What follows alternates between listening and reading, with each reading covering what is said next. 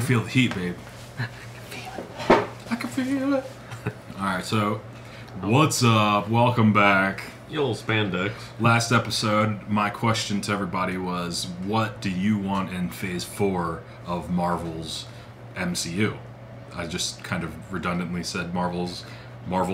Yeah, Marvel. Also, we wanted to start the rumor that Matt Damon will be the next Batman. That's right. Not Batman. Yeah, it was Batman, yeah. I kept calling Ben Affleck Batman, or Matt Damon. So, title. No, it wasn't MC. It was an Endgame thing. Like, Matt Damon will be in the MCU. Yeah. Actually, he already is. I forgot about that. Yeah, he was the hillbilly.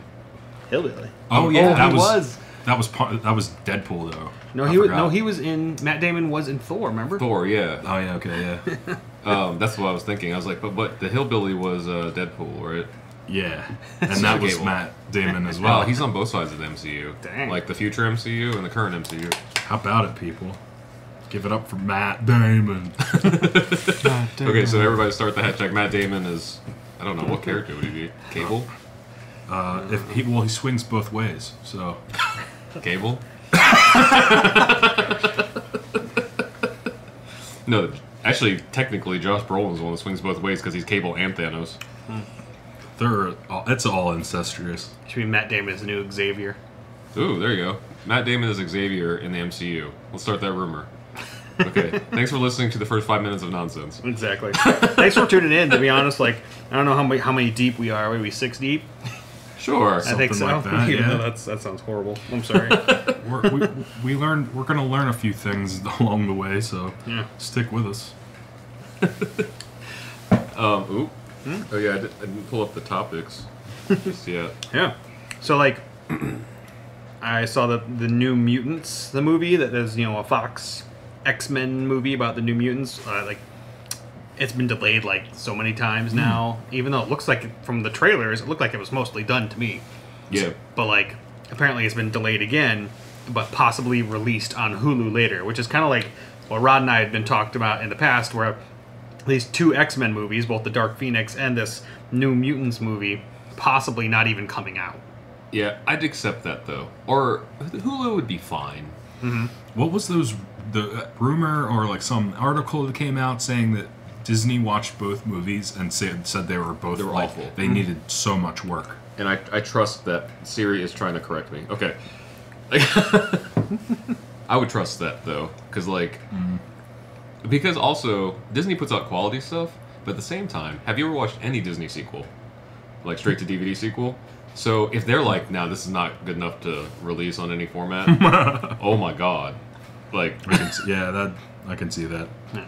But that was like 90s Disney. I feel like 90s Disney was trying to like get as much money as earthly possible and not put out good content at the same time. So we saw something like with Disney where they basically they did like talk about how the straight to DVD sequels were basically them trying to train their up and coming animators and stuff. Huh. And so that's why like they're only crappy in comparison to like the originals. Yeah. But I don't know. That all being said, if they're like, man, this X-Men movie's crap, holy moly, how bad did it have to be?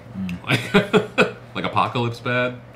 It's got to be at least Apocalypse bad. I mean, And, like, Incredibles 2 bad? I liked Incredibles I too. loved Incredibles 2. Yeah, so did I. Tried to throw a curveball in there. Oh, you tricked me. But I like the idea of like a superhero horror movie. So I was down to see what happened. I'm such a fan ever since like the 92 cartoon series of X-Men with Dark Phoenix. That is one of my favorite sagas. Seeing the love of Professor X and that Shi'ar chick, they had a thing going on. Alondra. Like, that whole epic space thing, I want to see that in a movie. Yeah. That is so, X-Men like, in space. scaled ridiculously. That's like Guardians of the Galaxy 3. Yeah. But seriously, X-Men in the MCU, please. Or mutants. I forget. I guess they kind of already have mutants. I forgot if we talked about it in this podcast or not, because sometimes our real lives in this podcast like blur. But like, if we didn't, I had read someone's theory about how the quantum realm might be one of the ways that they introduce mutants into this universe. Like, it activates everyone. X-Gene. Or creates it or something, because Michelle Pfeiffer's character in Ant-Man, basically she said, like, this, like, grew things or did something to me, different and stuff, so it's like, or maybe it kicks us into another universe where there have always been mutants. Mm-hmm. Because that was one of the big problems that people were like, well, how are we supposed to explain them now, because they're supposed to be here throughout all of history. Yeah. And what was the specifics? Well, it wasn't specific at all. It was actually very vague, but she said there's multiple universes there, or multiple worlds there, or something like that. Well, so the quantum realm, it's like in quantum physics even, it's just that like none of that stuff applies. There's just no rules. It's almost like the construct. axis of the Okay. the axis of universes Of a good poo. Sure. I mean that's. See, I would support any X-Men movie that was a good poo. Because right now they've just been poo. Mm-hmm. It's been a bad and like the gnarly ones after you eat like Indian food or something. I love Indian food, by the way. The squirrely ones. Just not the aftermath. Sometimes. So like, we got all this crap going on with Disney trying to figure out how to absorb the X-Men into that universe. So Feige's, I guess, in charge of that. But like, so now that they have kind of announced that, there's all these things flying everywhere about like who is gonna be the new Wolverine, because that's like the most important thing, of course. And so like I just see, it's funny how like they try to stretch for like news articles, so they'll be like Zac Efron's gonna be it. It's gonna be. I saw Nick. Was it from the Jonas Brothers? Nick Jonas. Nick Jonas, yeah. Like he wants to be Batman or something. Oh. And it was like. They get this from one tweet saying, "Hey, I'll do it" or something. That's why hashtag Matt Damon is Xavier. Exactly. Xavier starts here. We're starting. Like I don't know. I'm not too worried about it. I know this is not going to happen, but I would be okay with them just not releasing anything publicly, and then we see the first MCU X-Men movie, and it's just the right cast, regardless if we knew them before or not. I know that's not going to happen. It's going to be like 2 years of like, oh, is Gal Gadot going to work as Wonder Woman? Hell, she was perfect. She was actually the best part of the DCEU, Exactly. But like on the MCU side, Huh. Like, like was Michelle Rodriguez also in Fast and Furious? Can she be somebody? I don't know. Like, Sure. Pull more Fast and Furious people. Well, one of the funny things I also read, like that Kevin Smith had said Tom Cruise would be a good Wolverine or something, which is like, okay, fine, he's got the stature, but he's definitely not. I don't know. I saw that I headline, can but kind of see that. Weirdly, I can see him pulling it off. I mean, it would be no Hugh Jackman. Like Hugh Jackman didn't have to wear many prosthetics except for the claws. Like Tom Cruise, I think would have to wear some things in order to look like Wolverine. I just see him on Oprah's couch jumping up and down. Yeah, I can't. Is that a Family Guy thing? No, it's a real thing. He did that in real life. Oprah. Holy crap! But the thing is, like, as crazy as he may or may not be, like when he's in movies, like he does good. Like, in Mission Impossible, like he was solid. Yeah. But I don't. It's funny because we know a few actors out here now that are doing bigger things, and it's interesting seeing them turn it on and off. And I don't know. It's crazy because like they can be totally different, but not like necessarily personality. I guess it is personality. Like they can be like composed and everything, and not be crazy, and then like turn into themselves and be like insane. It's like maybe turn back on that sane person for a little bit, like just enough. I don't know. Yeah, just dial it to not 11. But I don't know. Actually, not just Gal Gadot, but like a lot of different castings that I was like, okay, I can't see it, but let's see. It's worked out and be like, oh, yeah, that's why I'm not a casting director. Yeah. Kevin Smith says a lot of stuff like that, which I love that man to death. Yeah. Like, I love Kevin Smith with all my heart. We share a last name. That's a beautiful thing. But it's like sometimes they'll say stuff and you're like, dude, come on. I wonder, like, what audience would agree with, like, in this conversation, like, what your guys. Would Tom Cruise be a good Wolverine? Like, who do you see? You're right, though. He has the right stature. And Wolverine's never been portrayed as that, except for, like, the comics. He's got to be, like, a stocky dude, like... Like, remember in You know what? in Glass when you had what's the guy's name that played that was in Split and Glass. Yeah. You know how he's like jacked. Like Wolverine's got to at least be that. And I don't think Cruise could get to that. Yeah, I don't think so either. I mean, like, I love Zachary Levi, and he's Shazam, and so they padded him up a bit, and he's kind of like, he's not like that. He's not like Cruise, like tiny. He's actually a really tall dude, but like to get that jacked to where you need to be like comic book character-esque, like Cavill and Affleck, that's hard, unless you're probably taking steroids or something. I don't know. So I wonder if Jason Statham could be Wolverine. I think he could do a good job. I just don't see his face in it. No. Yeah. We'd have to like put big sideburns and hair on him. He could be like the Wolverine in that Kitty Pride of the X-Men. Oh, God. Because he sounds, I dingo.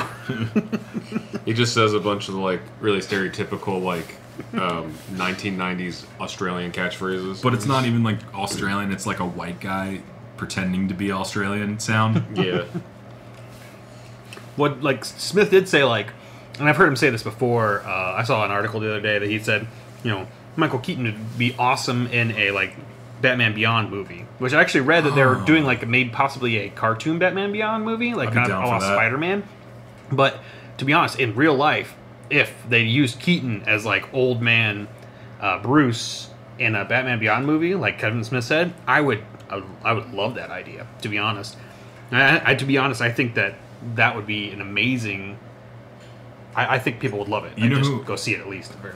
Like in Batman Beyond, you have old Bruce and you have the young kid, and the young kid is the new Batman, right? Yeah. So who was in Inception? The guy, the actor adjacent to DiCaprio. He does that hit record now thing and all that other stuff. Gosh. Oh.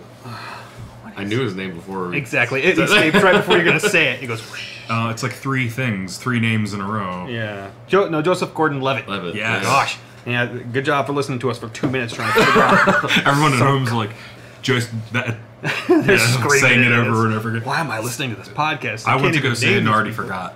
How bad is that? I love that dude. Like, I love him in everything he does. Even in that awful G.I. Joe movie where he turns out to be, like, Cobra Commander. I literally forgot that was the plot.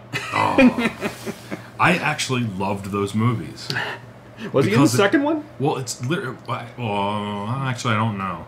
I can't remember. I don't know if he was in the second one. But that's the only... Sorry, we're eating raspberries. Again. But that's the only movie we have of G.I. Joe. Well, is there three? I think there's three, isn't there? Or three G.I. Joe movies? Portrayal in live action. Well, that's what I'm saying. Isn't there three There's live action, or there's now. only two? I think there's three. G.I. Joe's? There may be. I believe there's only two. But There's one with Bruce Willis, and isn't The Rock in it, too? The Rock was in first and second one. That's how forgettable those movies were to me. I've literally forgotten everything about them except for, like, Snake Eyes. Yes. I remember, was it Channing Tatum was, like, in it, and he was Duke, and then also, who was the commander? Dennis Quaid? Let's see, Rise of Cobra, Retaliation. I think those are the only two. Yeah. Okay. Or Dennis Quaid, Channing Tatum, and Marlon Wayans. Quaid was a good job in it, and I think... Marlon Wayans. Yeah, exactly. He was the... Adrian Palicki was in the second... I've forgotten everything about these movies. Oh, yeah. Storm Shadow. Was Joseph Gordon-Levitt in the second movie, too? Because he was supposed to be Cobra Commander. Yeah, let's find that. I'm going to guess right now, because I've not seen the second movie, that he's not in it. Because he's a really good actor, and they would have covered his face up. Because he's Cobra Commander now. No. It was not in the first running of the cast. Let's see what's behind the door. Oh, wait. Rizzo was in? Oh, wow. Okay. Yeah, I just need to watch this. Bruce Willis was back in the second one. Mm-hmm. Well, he wasn't in the first one. He wasn't in the first one. Oh, okay. I didn't know he was in either of them. To be completely honest, the second G.I. Joe movie, when we went to see it, I fell asleep. Luke Bracey played Cobra Commander in the second one. That's funny. The girl that played the Baroness in the first movie, like, nailed it as the Baroness, but for some odd reason, the first movie was like, oh, she's halfway good and halfway, brainwashed. See, That's what they say about me. That's why the first Transformers movie, up until Bumblebee, was, like, I think the best one. because they really the essence of Transformers, G.I. Joes, all those cartoons when we were kids was like, why are the Transformers good? Because they're good. Why are the bad guys the bad guys? Because they're bad. Literally no other motivations. But I like their that. name are the Decepticons. They deceive you. But yeah, like it. I don't know. And so the G.I. Joe thing, like they're trying to like bring realism to it. It's like I don't want realism. Like I want like a heavily branded villain, like ridiculous dialogue. There's a couple of scenes they did right for sure in G.I. Joe, and it was the side of the mountain when they're like belaying themselves across, and then you have two ninjas like jumping through mountains, Storm fighting, Shadow and and Snake Eyes, right? it was freaking awesome. Storm Shadow was my favorite G.I. Joe figure. I know everybody else's was Snake Eyes, but Storm Shadow, I don't know, I just like you can actually see that he was a ninja and everything. Storm Shadow, if you're out there, we'd like to interview you. Come sit at our frozen table. We're outside, by the way. It's like 40 degrees. Yeah, this is like it's like this is the first time in like 10 years that it's been 30, 40 degrees in Los Angeles. Let's go outside. Yeah, it's great. Go on the back porch and record one. Why not? Pros, we're way more attentive now It's true. because we're freezing. No, just playing. It's not that cool. I just had a Lunchable. Lee So I'm warm. Baigang Hun? I think that's a Korean name. So he played Storm Shadow. Wasn't he also in that Seth Rogen movie as Green Arrow, Kato? Oh. I thought that was another guy. That was another guy. Because the Kato was Actually- he was like a Chinese pop star or something. The guy who we're talking about, who played Kato in that movie, should be the kid for Batman Beyond. That is true. That would be cool. See, Kato. It would be nice to have like a... Well, he's probably a lot older now. Yeah, he'd need to be like a teenager. Yeah, he definitely have to be like somewhat of a teenager because he kind of, well, in the Batman Beyond series, he is at the very least in college. Jay Chow was Kato. And yeah, he's like a rapper in Japan or China or Taiwan. Wrong on all fronts. Okay. Yeah, I have not seen these movies since they came out, by the way, Truth. because I was not very happy with Green Hornet, and It was fine. Like, sure. Like, I mean, it wasn't bad. It just wasn't great. It was like Holmes and Watson. I just remember watching the originals with my grandpa, and like, I don't know, it just didn't give me that feel. But then again, we watched Batman with my grandpa, and I definitely don't want that feel. I really appreciate bringing Michael Keaton back into the mix, though. Like, that is something I definitely agree with. Is he would be epic. I mean, everything he's done, I've always been a fan of him. Multiplicity is like one of my one of the funniest movies to me. Oh yeah, and was it Mr. Mom? Mr. Great. Mom. I love that movie too. He's done Beetlejuice. so many Beetlejuice. Yeah, he's done so many classics. He was great in Spider-Man: Homecoming too. That's right, He it's made Vulture. that movie. The Homecoming, yeah, especially him. Like, I didn't pick up on it until like the second time watching it that he's a vulture in real life. And even though they never called him the Vulture, like he picks parts left over from the war, you know.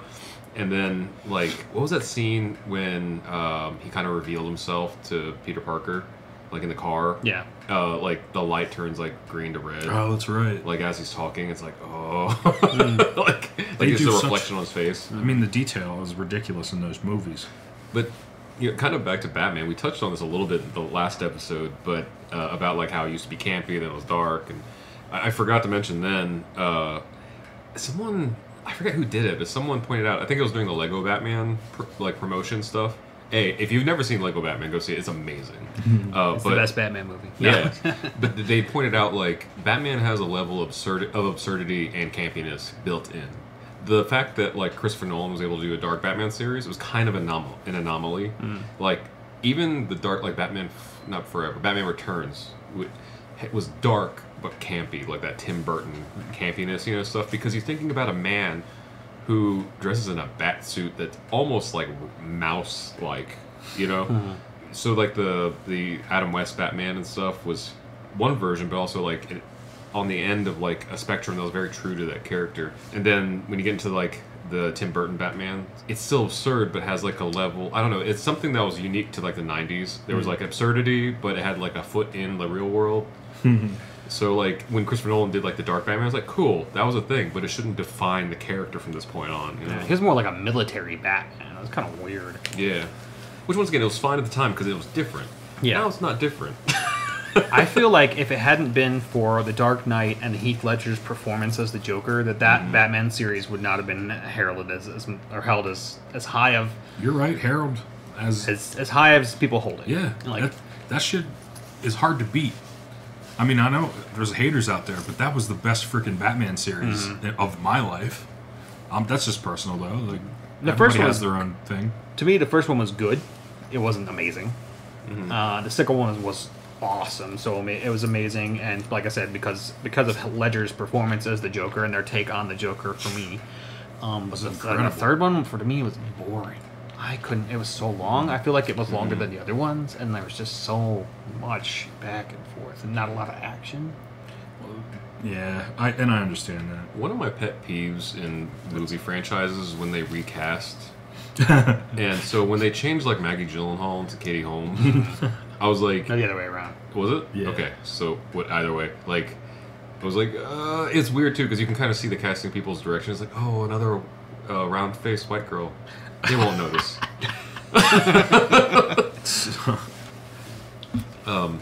And I don't know, like, even as much of an MCU fanboy as I am, like, I still hate that Terrance Howard, like, got retconned as, like, Don Cheadle, even though I love Don Cheadle in the role. Yeah. I was like, let's just replace him with another black guy.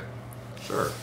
Like, yeah, I don't know that whole story. Every time I kind of tried to dig into it, like I got a little bit from like, oh well, Terrance Howard was being a diva and this or that, and then I get from the other side like Marvel just wanted to blah blah blah, and like, so you don't know the real story behind it. But I'm with you. I really would have liked to see Terrance Howard all the way through. And in the same vein, I would have also liked to see Edward Norton as the Hulk in this series because he's like so tiny compared to everybody else. Like, I feel it would have been cool because, like, it was such, like, a difference. Like, he's, like, a tiny, thin dude. Like, and then he turns into the Hulk. And I like him, but, like... Supposedly he was, like, very difficult to work with or something? Supposedly he turned it down. Okay. So I don't... And then Terrance Howard, the thing I heard about him was that at the time of Iron Man, he was the highest billed actor. Oh, he was in that movie. He was paid the most in that movie. And so it was supposed to continue that way, but then, like, tables kind of turned and Robert Downey, like, really brought that character to life. Yeah. But I don't know. I mean... nothing we can do about it now. We've all accepted Don Cheadle's the new Terrance Howard. I like but it. But you know, with the Batman Dark Knight series, it was confusing me, especially because it was kind of like a supporting character. So like, wait, where'd this chick come from? Oh, she's her. Like, for me, I like Maggie Gyllenhaal better than any role that Katie Holmes has been in. I don't know why. I just do. I like the Gyllenhaal siblings. They're really good. Yeah. Something about Katie Holmes really just like makes me feel nostalgic because I feel like what was she in? Oh, Dawson's Creek. Yeah. And it wasn't that I watched Dawson's Creek. It was more. It was just on because I lived with females. Vince lived in a brothel. So now he has brothel powers. I would just sit down and watch it with him, but then I got really attached to both of those main characters, the Katie Holmes and the guy there. I forget his name already. Pacey? Yeah, Pacey. I can't remember his name either. His Mighty Ducks kid? I don't know. And then the blonde-haired dude. Something Van something, what's his name? Right.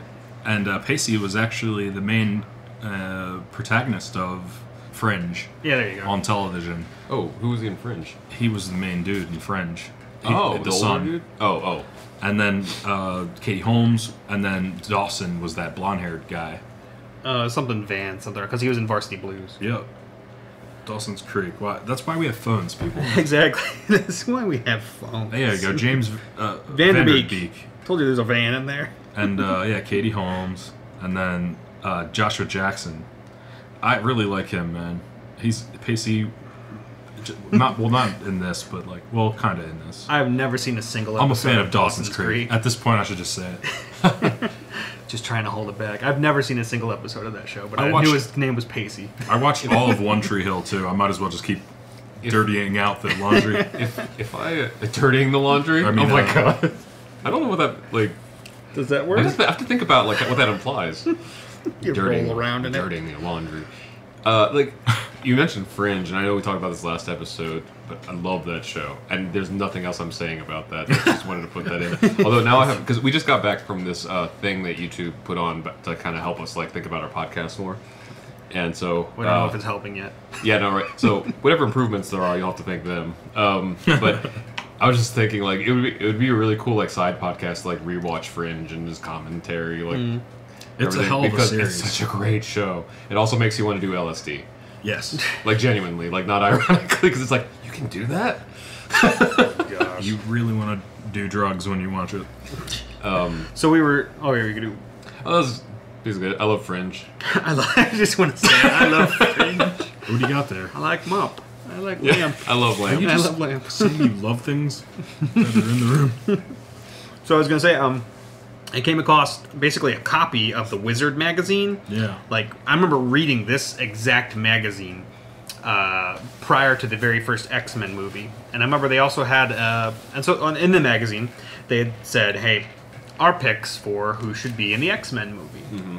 And I remember they also had one for like the Spider-Man movie, and the Spider-Man movie was hilarious because they wanted like Jim Carrey as Spider-Man, which like, okay, he'd been funny quippy, but it just wouldn't have worked. He was even too old, I think, at that time. He's definitely not going to be a teenager. But in the X-Men one, who do you think they picked for Professor X? Sean Connery. No, they actually did pick Oh, Patrick shit. Stewart. Well, yeah, it was always him. Which was funny because like, I remember being like, oh, that would be great. Like, because at the time we were all watching Star Trek. which is the only Star Trek series that I really like to watch is the Next Generation. Next Generation. This is the only one I remember watching just because it was on all the time. Yeah, it was on because we had what, I don't know. Did you have UPN Power 50 where you were at? UPN, I don't know if it was called that. Yeah, But was it from Chicago? I How far honestly from- don't know. Because like, yeah, that's the one we used to watch. I used to watch that, and there would be like Highlander on it, and there'd I be remember Highlander. Kung Fu: The Legend Continues, Yeah. and all David those. Carradine. My Yeah. favorite commentary about Kung Fu: The Legend Continues is Margaret Cho talking about Asian representation. And she was like, I'm not disagreeing that it was a good show. I'm disagreeing that it shouldn't have been called Kung Fu. It should have been called, hey, that guy's not Chinese.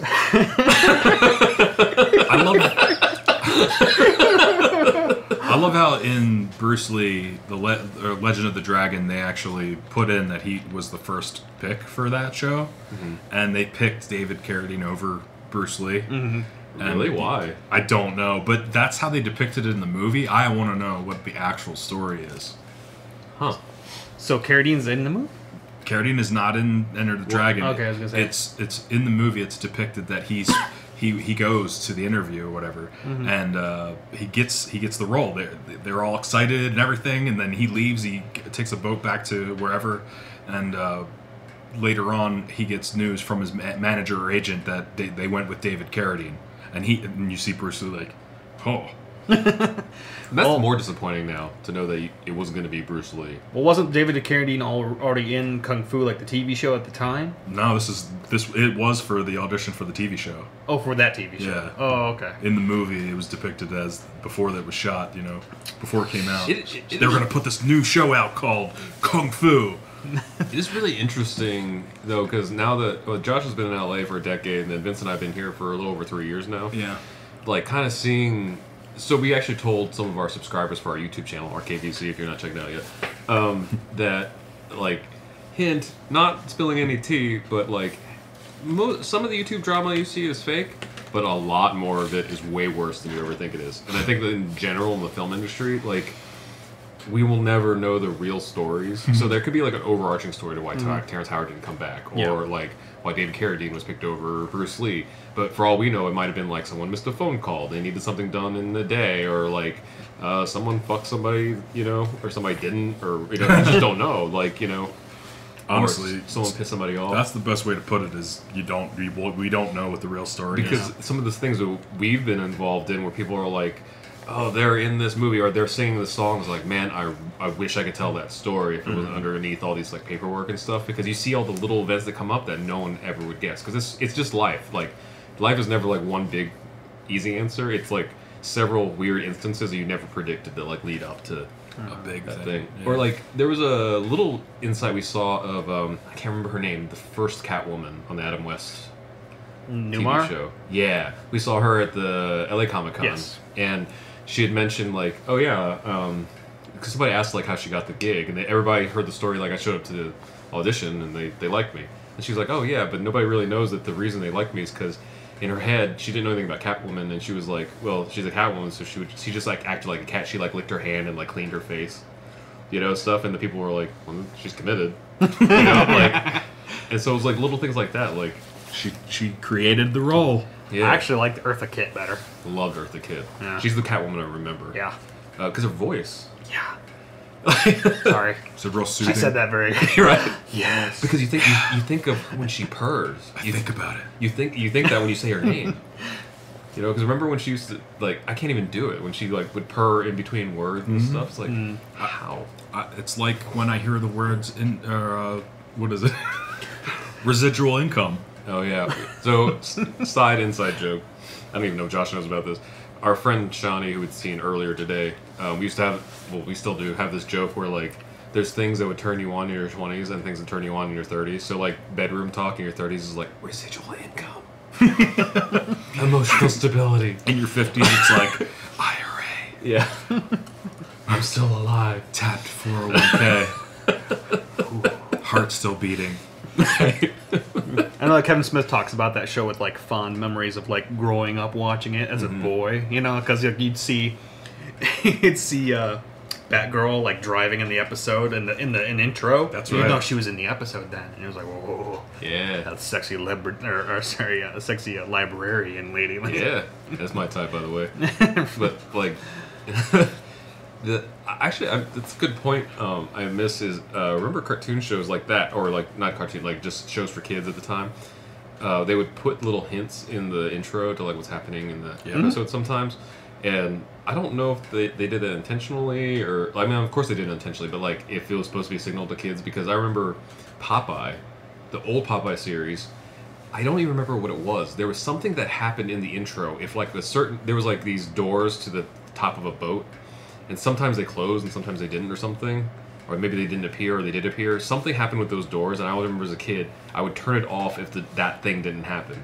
Because there was a mystery if they did.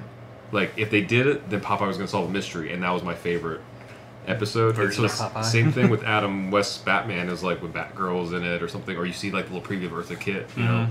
It's like, yeah. You knew who was going to be in it. Yeah. The theme song changed slightly. Yeah. Interesting. I wonder how prevalent that tactic is today in entertainment. I'm sure it's very prevalent.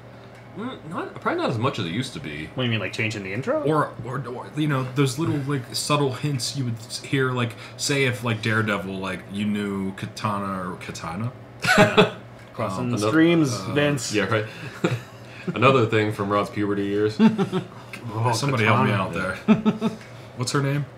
Electra. No, sorry. I'm like, what are you doing? Like we're in Daredevil, the new Daredevil, and say in the intro of Daredevil, they threw like Elektra's thing in there, and that was like a hint. Oh, this episode's gonna be The closest what's the new that? The closest I've seen to that is Agents of S.H.I.E.L.D. I forget which season. It was like 3 or 4 where things got real crazy, and each intro would kind of signal what's happening. That's right. Because sometimes it'd be Agents of Hydra, and then one time it was like, I think the logo like cracked or went into outer space, so you knew it was like a time travel thing or something. So dope. Yeah, they started doing that, and I think it almost got broken up into 3 parts in one season, because that could be like Agents of whatever, and it would be like that's the current like arc that they're in.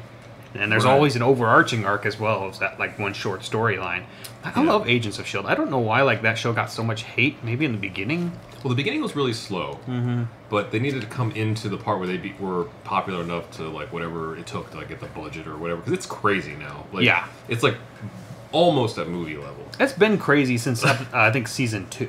Yeah, no, season 2. Season 2 was like the time where everybody's like, guys, you got to watch this because stuff is happening. But then by the time they introduced Ghost Rider, I'm like, you're just gonna open up everything. You know, like, Ghost Rider's gonna literally be in this? they opened. And then like not only did they have the Robbie Reyes one, I was like, oh, the Robbie Reyes, and then they introduced the other Ghost Rider, and he's like, oh, he's in there, he's the one that. Oh, that's right. And I was like, what? And the best part is, I wasn't familiar with the 2 different ones. So when they introduced the real one at the end, the other one, the one we don't normally know at the end, I was like, oh wait, okay, there's a whole thing here, and then it like ties in with Quantum Realm and all this stuff, like. It's insane. It's crazy, and I like they're always trying to be like it's science. It's still science. Like and like even in the Ghost Rider one, they're like, no, hell's real. Yeah, but it's just a different dimension. Like it's Well, it's kind of like they planted that seed in Thor, where it's like magic is just science that you don't understand yet. Yeah. Interesting, isn't it? Exactly. Okay, back to the people. I was going to say, yeah, like, were there more people? There were, like, I'm skipping Bishop because I don't even know who Michael Dorn is. Do you know who Michael Dorn is? That sounds familiar. Oh, no, dude, I should know who Michael Dorn is. He was Worf in Star Trek The Next Generation. Yeah. That's why I see a picture of him and I don't recognize him because... Without the forehead. Without the crap on his face. You know the reason I probably know that name is because LeVar Burton did a Star Trek episode on Reading Rainbow. Yeah. I think it was Reading Rainbow. I think because he gave a tour of like the set. That's the first time like the show became disenchanted to me because they showed how the doors opened, and it was two people with ropes. Yeah. Like pulling them open. I was like, oh, They make the noise with their mouth. Yeah. So then they showed them adding in a post like the noise, and I was like, oh, okay. Oh no, the TV show isn't so cool anymore. But he does look like he'd be like a big enough dude to be the pull off Bishop, and he has that like stature, like I am. Did we get Bishop in one of the movies? Days of Future Past. Days of Future Past. There he is, Omar Sy. I don't, he was so forgettable. I mean, like I feel like most of those people in Days of Future Past that weren't the mains were very forgettable. Is he the Blink same was guy forgettable. that plays Heimdall? No. No, that's Idris Elba. Yeah. I think he'd be. He would be an amazing Bishop. I feel. And people have been trying to get like or Forge. People are trying to like petition for Idris Elba to be the first Black James Bond. And I'm like, I'm down. I'm down with that because he has the accent and the stature and everything. But a lot of people are class, definitely. He's got a little bit of swagger on him. People on the internet who are diehard James Bond fans, like especially older James Bond fans, are like, one of the core characteristics of James Bond is he's white. I'm like, I can't tell you you're wrong because that's an opinion. He's an Englishman. I don't feel like that's an important part of James Bond, but he's an Englishman. Englishmen are all kinds of colors. Yeah, right. Yeah, I mean, at the same time, like it is such like a well-known like British character to make that kind of a change. I feel like would kind of disrupt who people think he is. I don't know, because one of the the unspoken theories of 007 was that number just carries with different agents, and that explains like why it's always somebody different. I know that's not official canon or whatever, but it's kind of like in the back of your head how you accept so many different people being Bond. Yeah.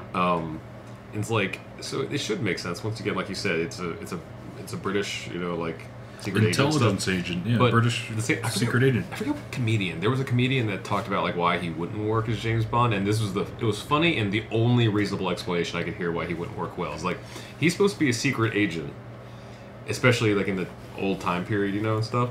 How undercover could a black man be at all these white collar events?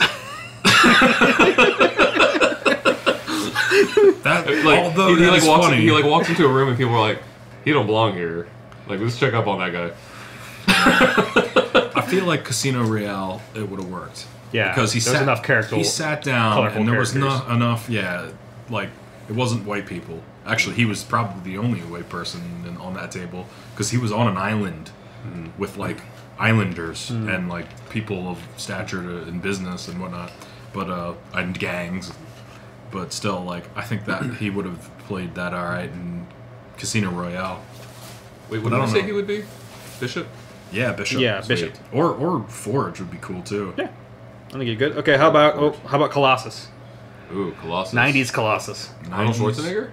Colossus. That'd be a good idea, I feel. I mean, the accent wouldn't be there. At least at the time. Yeah, the accent wouldn't be there, but I'd go for it. Sure.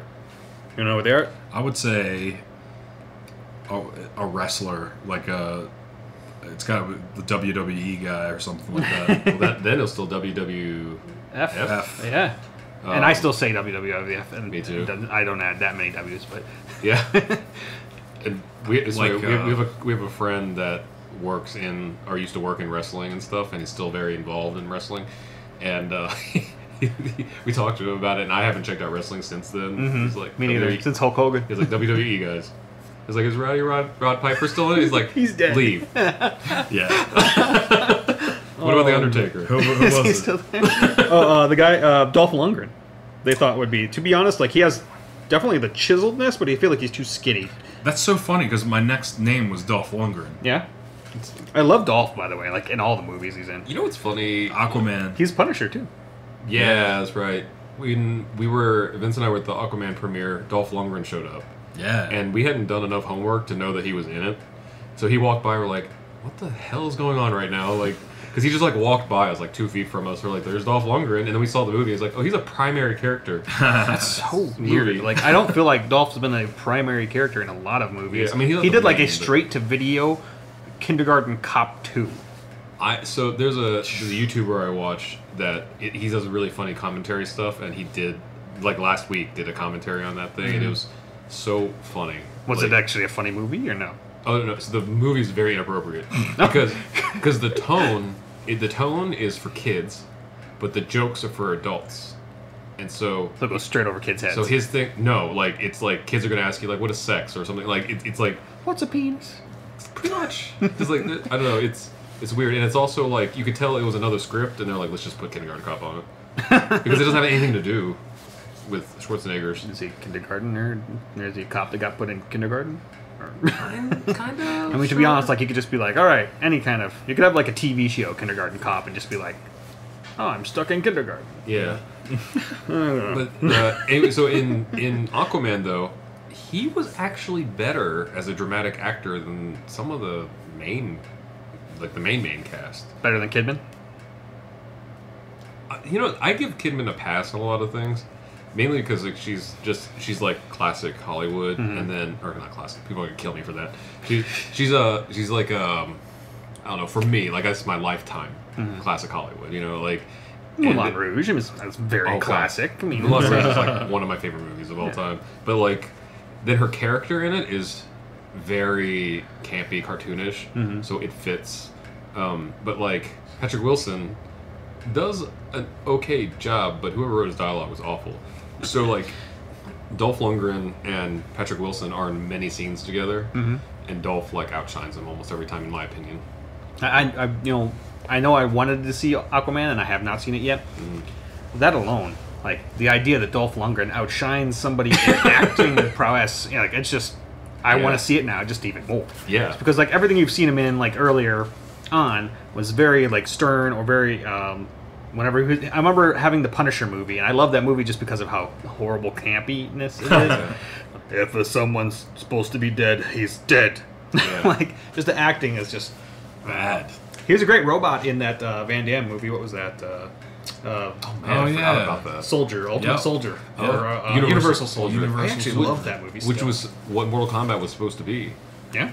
They were basing a game around Universal Soldier, at the very least, Jean-Claude Van Damme. And the rights didn't work out, so they took the whole concept and wrote their own like lore. And history is made. Right. Did you like? Going back to the choices here, did you like the guy that played Colossus in the X-Men movies? Oh no. No. Well, it's hard to say because he didn't do anything. He was in the third movie. And Deadpool's Colossus was the best. It was the most accurate. Definitely. Because they didn't try to get a person, they just CG'd that. I feel like he's still like too goofy as like a I am so Russian like kind of deal, like because the guy is just ridiculous that way. But it's still it's exactly what I want. Yeah. It's to be like campy Russian. Yeah. Like and even like saying Russian things. Like I will take all of it. I definitely loved it a lot better than the guy that's in X-Men 2 and 3. Oh god, yeah. I mean, like he didn't do a horrible job, but white guy number 4.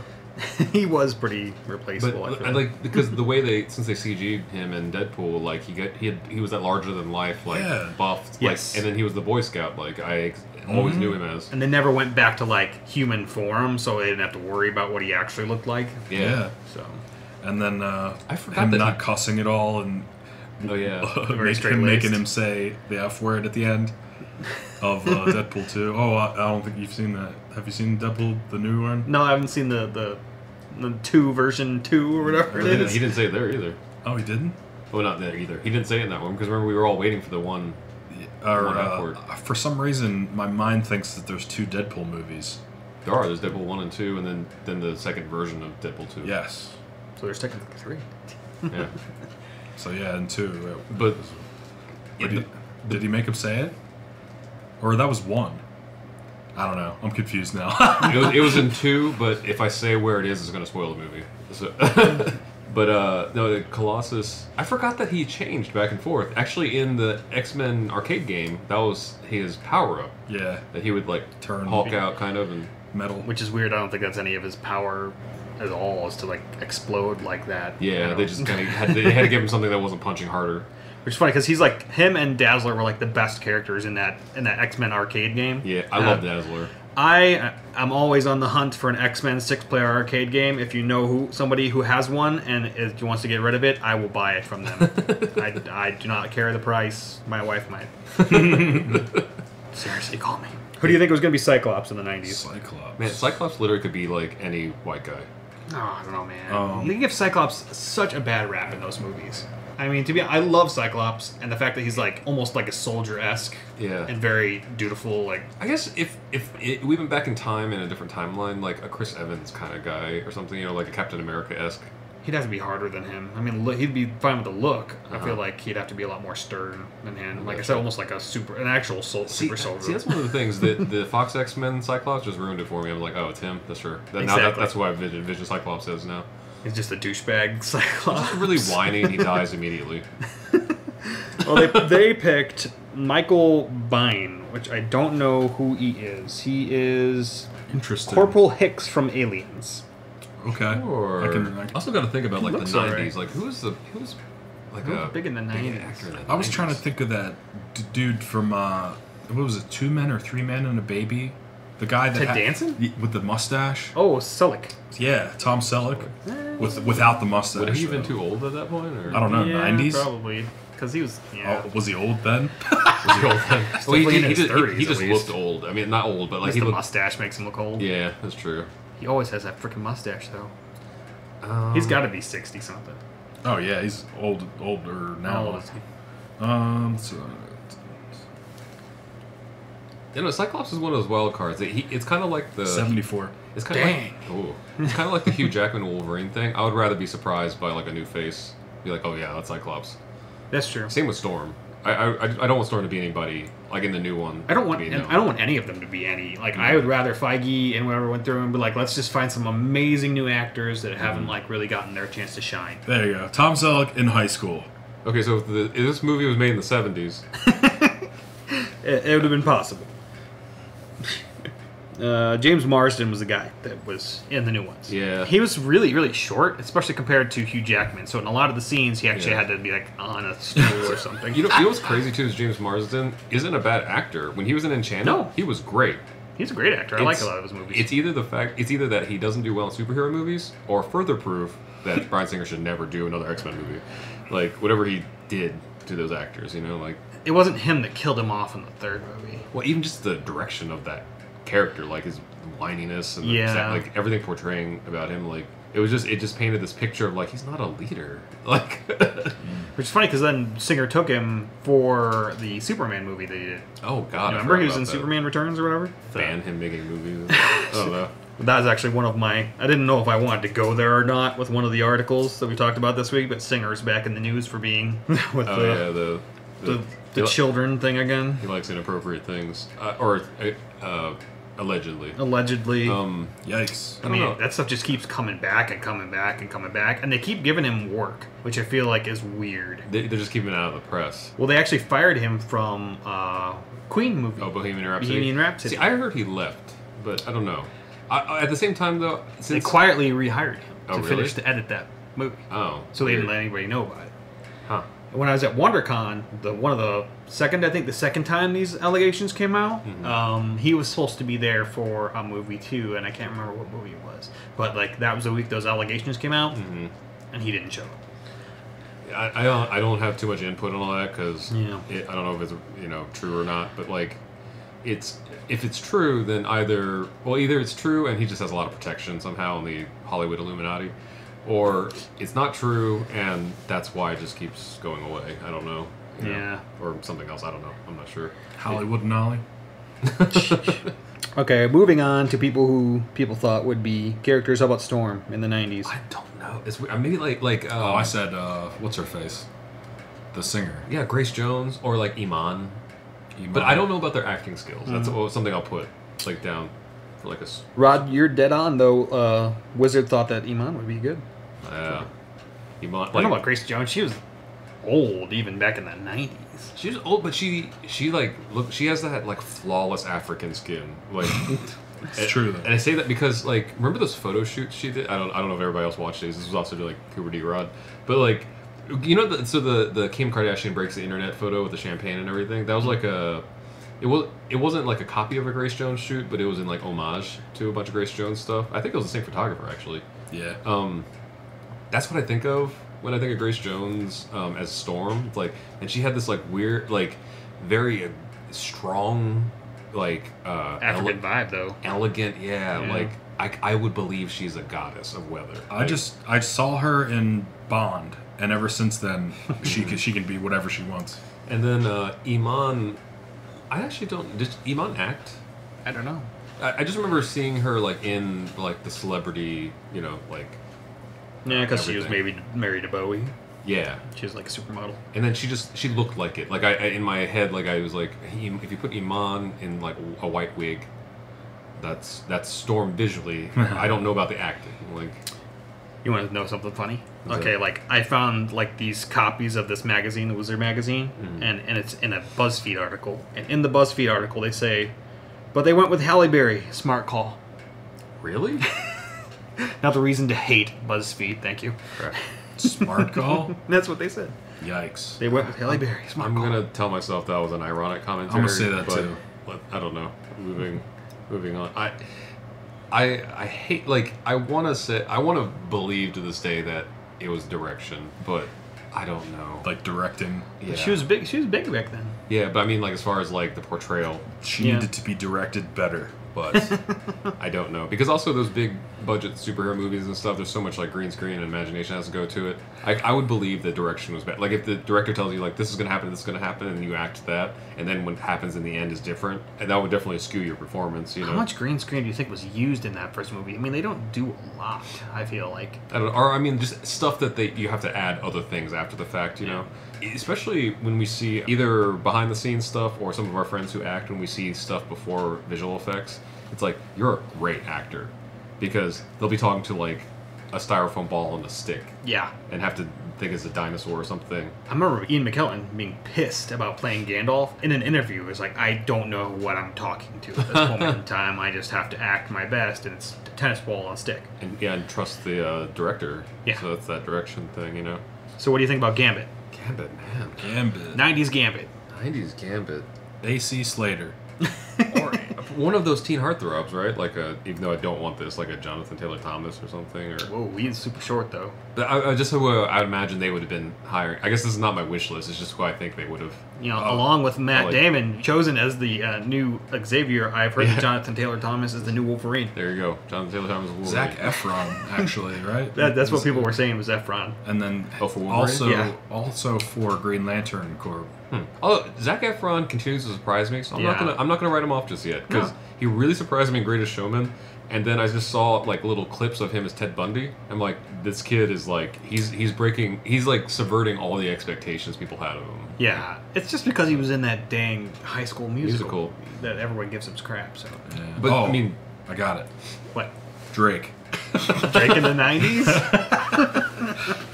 Okay, they thought that Jean-Claude Van Damme would be a good. Oh, Mon ami. That. I don't see that. I don't agree with that, but I believe that they would have cast him for that the time. Like they're like, oh, he's huge and he has a weird accent. It's not the right one, but he has like. It's not the right accent. Yeah. He would be really bad. I was told I had an accent the other day. You know what's weird? Like so. Josh and I both come from Indiana, like kind of central-ish Indiana. Yeah. I'm from central. Well, I'm from northern. You're like north, like on the border, like north and central. But something about where we were was that, as far as American accents go, are fairly neutral. Mm-hmm. But then again, you take that to like other places in the United States, and it's like, oh, you sound like you have an accent. Like it was actually an Armenian man that told me this. It was like I went to like the doctor, and he's like, "Where's your accent from?" And he had like, I can't even do an Armenian accent. Yeah, and I was like, I have an accent. Yeah. Oh yeah, you have a very strong accent. Are you sure? The only time I get somebody to tell me I have an accent is when I accidentally say crick instead of creek. Yeah, I guess Delaware has an accent too. Like Delaware has like a Philly adjacent accent. Yeah. So you don't use John for everything, but John is most things. It's anything you want it to be. Like, yo, hand me that John. So in Philly, I've never ever heard that. JWN. So people are like, it's like, hand me that John over there. Or like, do you listen to this, John? Yeah, it's like this thing. But in Delaware, it's like part of the time. So John happens every once in a while, but not Philly frequency. It's like people say finnin. Oh, yeah. I finna. I finna do this. I'm the most awkward white guy around like black people. And I did hip hop. Mm-hmm. They'd be like, "Sup, fam?" I'm like, "Fam? Yeah. What's that mean? Like family? Like I'm stupid." I'm sure everybody calls each other homie. Homie was always a thing in Delaware because that's who they were. They were your homies.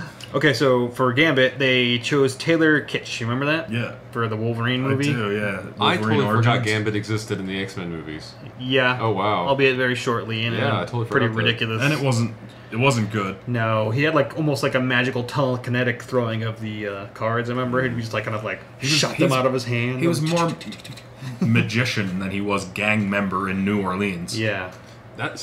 Like Rogue and Gambit and maybe a couple handful of characters from the animated series cemented versions of those characters in my head so hard that I won't be able to accept anything else. So like there's a very specific aesthetic to Gambit in the animated series, the way the cards lit up and stuff. Mm-hmm. That I don't know if you're gonna have to wait for all the 90s kids to die. The sound of the cards too. Yeah. And when they fly by, it's like the trajectory of them. Yeah. Or sometimes remember like when they would be like the X-Men members would be fighting like over stupid everyday shit, and then like Gambit like would passive. You got this personality from Gambit, like he's super passive aggressive. Yeah. So I remember him like I think it was Wolverine. I think he lit a brick on fire, right? Yeah, like charged a brick. Wolverine like pissed him off or something, so he just walked by and just touched a brick and charged it, and then walked away, and then Wolverine's it exploded. like, crap, it's gonna explode. Like, yeah, dude, you heal, man.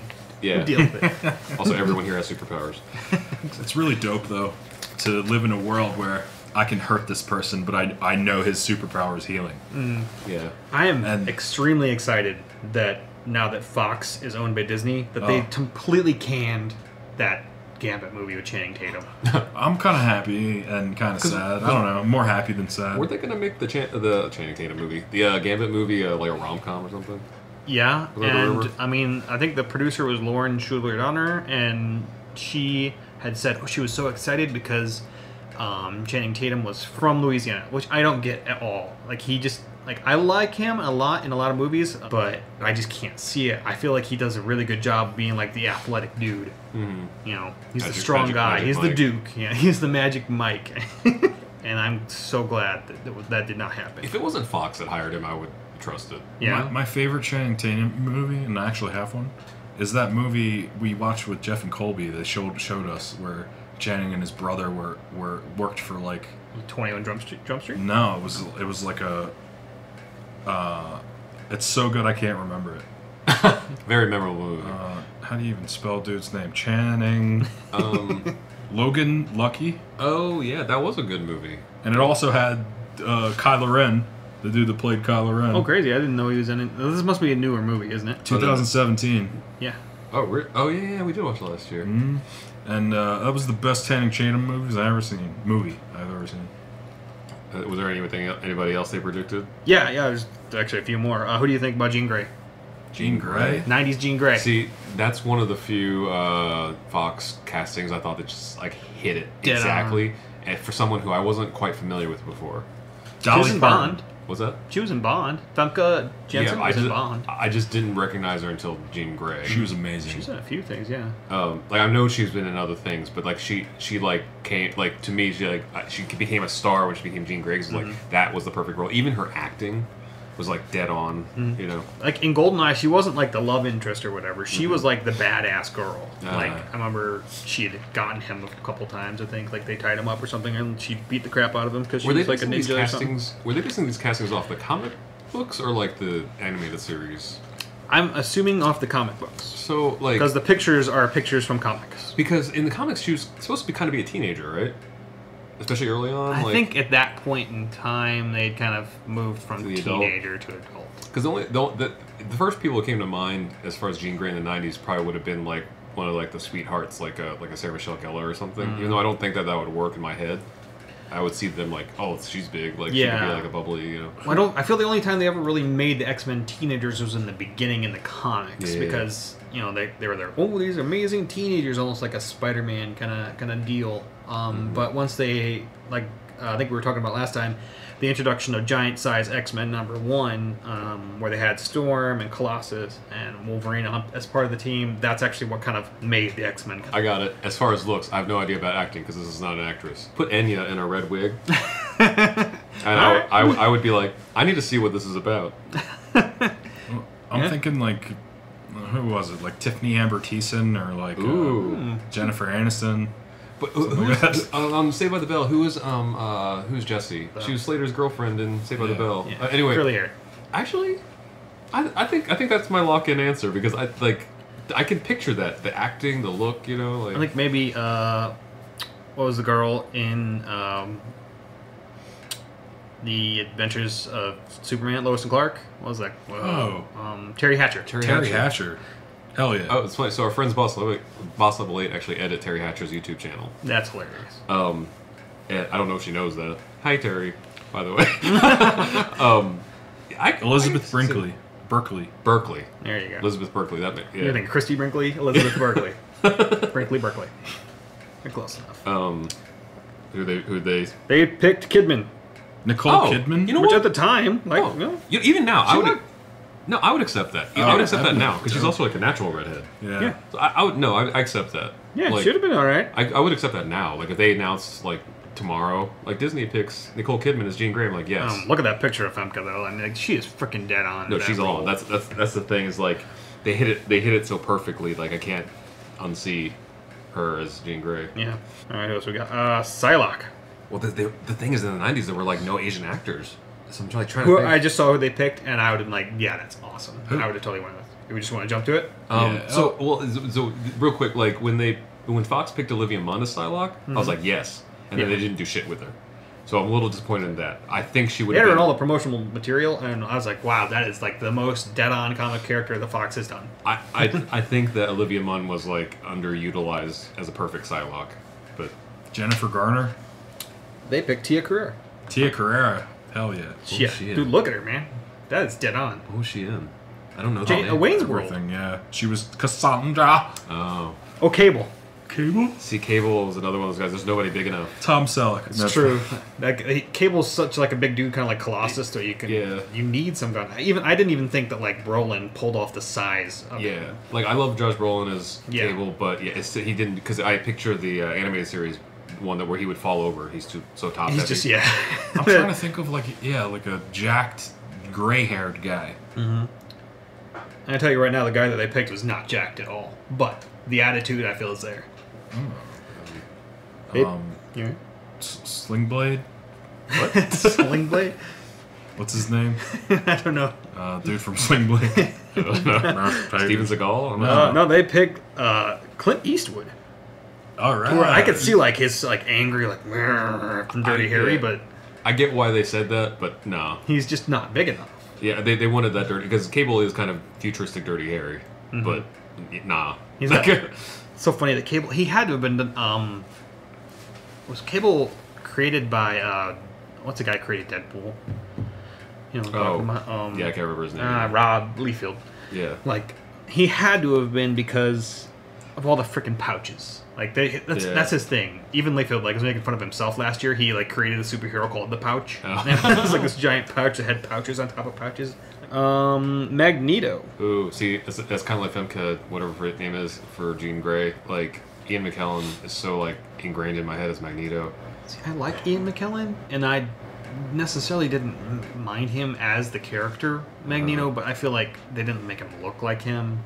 I wanted him to do more. I'll give it that. Magneto, huh? I'm trying to think like who would have been at that time. He is 79. Dang. Wow. Patrick Stewart's 78. Wow, they're actually right next to Yeah. each other. For some odd reason, I thought he was like He does 8 years old or younger.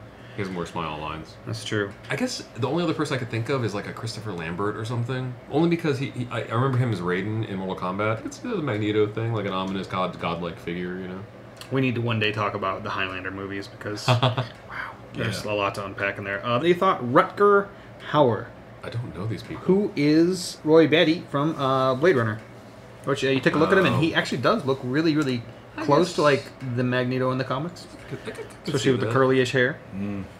And he definitely had the voice for it. He had like a Yeah. accent. I haven't seen the original Blade Runner. Blade Runner? Oh, it's really good. Fun stuff for all It's long, but good. I would love to see it. I just haven't yet. Fun stuff for all the fanboys out there. Vince went to see the new Blade Runner movie without seeing the original.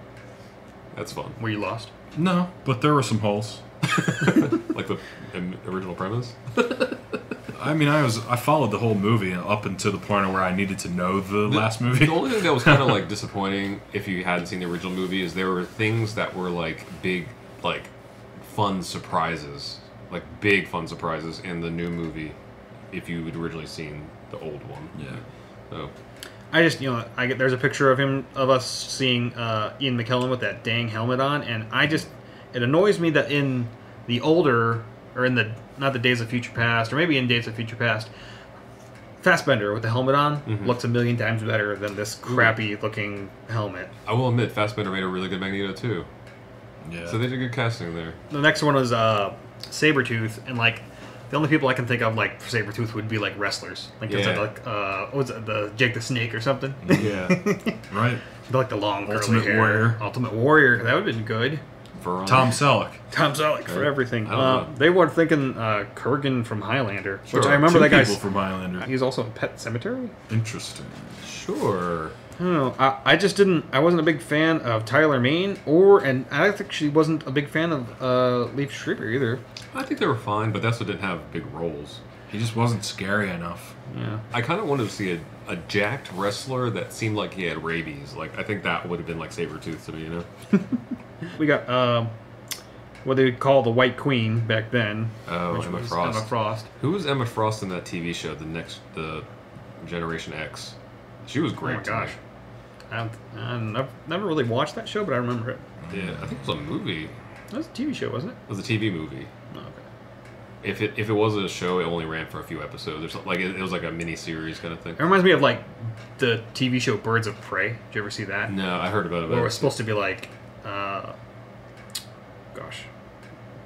basically Harley Quinn was in it and a couple other. It was basically after the same comic, Birds of Prey, but they didn't do anything. I mean, they were supposed to be in Gotham that Batman had left behind, but they never were in the costumes at all. It was only one season. It was just kind of like they were scared in the early 2000s, late 90s of like putting anybody in a costume. So I can't think of anybody that, because I have that picture in my head of the Generation X White Queen. they said Rebecca De Mornay, which actually That's a she good. looks dead on for it. Yeah. Definitely. I'm not familiar with her either. Seinfeld? She was in The Hand That Rocks the Cradle. I remember that movie, though. okay. That was a good movie. January Jones. I mean, she didn't. I mean, I feel like they She was wrote fine. bad parts for her, but Yeah, like, she's she did fine. okay. She did okay. I'm a fan.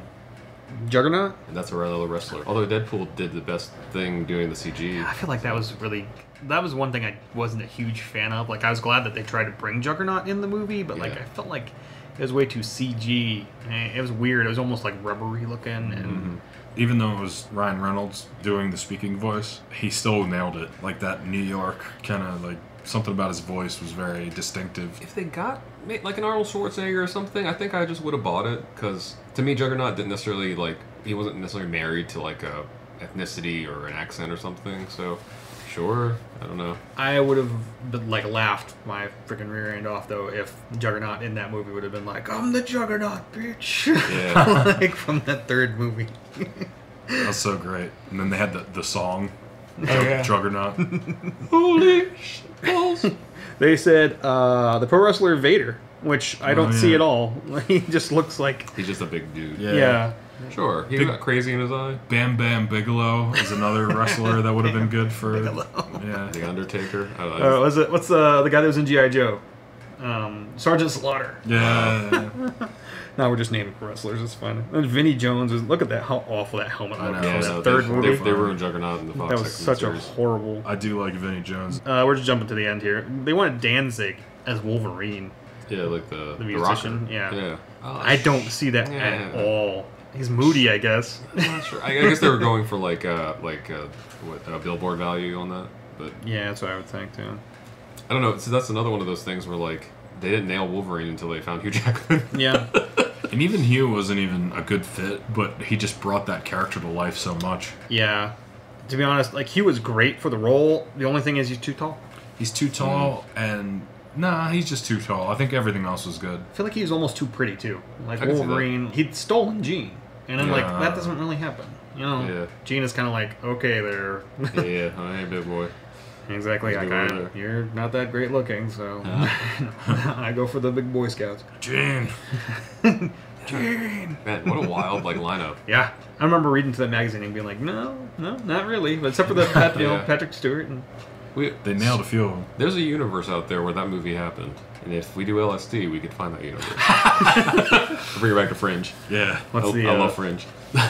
Well, guys, well, I think it's been a little bit over an hour here, and thanks for joining us. Let us know What your Dreamcast would not Dreamcast. Your if you have Dreamcast. Yeah, I love Your you. dream what podcast. your dream, the cast of your dreams for an X-Men movie in the '90s would have been. Yeah, Jeez, that wasn't a tongue twister. or at all. today. I mean, like, tell Yeah. like who do you think should be the new cast? To be honest, I mean, also that'd want be to live. easier. I also want to live in the '90s though, so I don't know if I'd want to go back to that. Matt Damon. I want to go back to the '90s in my head.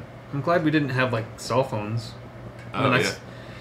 I mean, cell phones are so great. Like, I don't want to get rid of it, but it's such a curse at the same Oh time. yeah, definitely. Me and Josh were having a conversation before we left the grocery store tonight, and we were talking about like it's really like the deciding factor was what your mom used to buy to like bring home to the house is what you grew up knowing. So like things like the kids won't like realize now. It's like, were you a Jiffy guy or a Peter Pan? And then were you like Miracle Whip or were you mayonnaise? You know, Yeah. like weird train of thought that led us to this crazy conversation. Really, it was me talking the whole time, but For me, it was the opposite. Today I bought a what was that thing I got? Lunchable.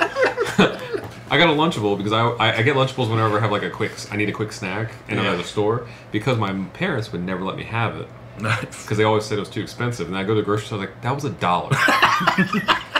which means it couldn't have been more money. God, it was probably 75 cents in the 90s. I don't know. I feel like they were more expensive in the 90s. I feel like nowadays I just kind of pump them out like Okay, machine. Sure. I'm gonna tell myself that. Exactly. My parents said the same thing. Yeah. No, it's too expensive. You get like a couple pieces of crackers and cheese. I mean, that's what I needed. So. Well, All that to say, thanks for listening if you got this far. yeah. Check out our other things. Vince and I have a band called RKVC. We're on YouTube and all the music platforms. And Josh has several things. I've got Band's Life, and my kids got Nerdchmerd. Also, we do have like stuff for this channel now. We do Yeah. have Instagrams and things like that, Facebooks. And Go like some Instas. Face and, spaces. Go to Facebook and if you listen to one, share it on Facebook. yeah. Otherwise, fuck yourself. And have a good time doing it. Loving messages from RKVC. All right, everybody. Check us Peace out out. next time where we talk about God knows what. Bye.